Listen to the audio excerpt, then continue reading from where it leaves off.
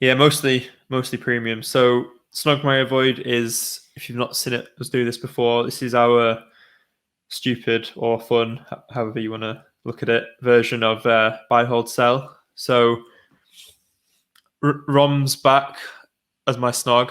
He was my Snog earlier, quite early in the season, but that was before Ronaldo was on the scene, and I ended up transferring Ronaldo out, Lukaku out for Ronaldo, while Ronaldo had better fixtures. But it's time to go back to Big Rom for this run.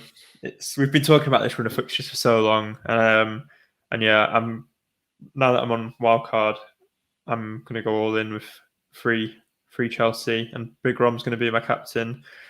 So he was an easy choice for the person I'm going to be locking lips with this week.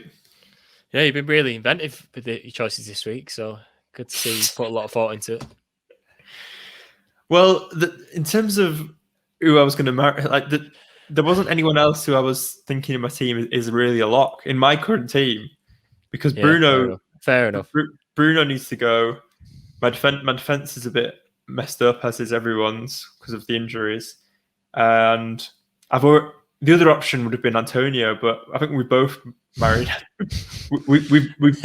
I think Antonio's a bit sick of coming down the aisle with us too. He might get an injury. He might tear his hamstring just from walking down the aisle too many times. So I wanted to protect his hamstrings here.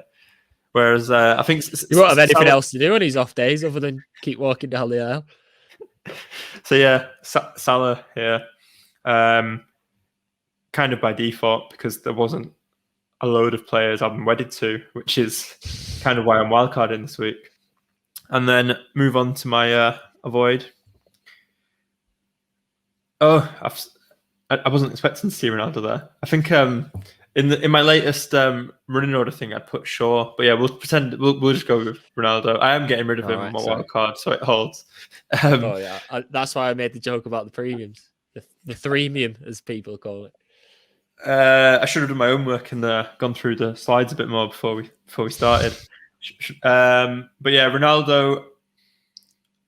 For a lot of people on wildcard, I think they will be making that switch to Lukaku. I do think that if you're not on wildcard, he's still a good option to hold for the next two, because the fixtures that United have, Everton and Leicester. Everton's expected goals conceded is quite good, but they've not played any good. They've had a great start in terms of fixtures.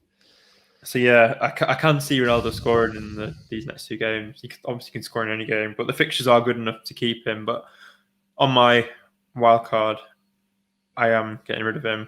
But just to mention, my avoid that I wanted to have here was Shaw. I think he's the player in my team I'm most wanting to get rid of on the wild card, for the reason of Maguire being out, just the injury. Tellers is back. I can see maybe now Ollie trying to manage his minutes a bit more to stop these injuries coming back into his game.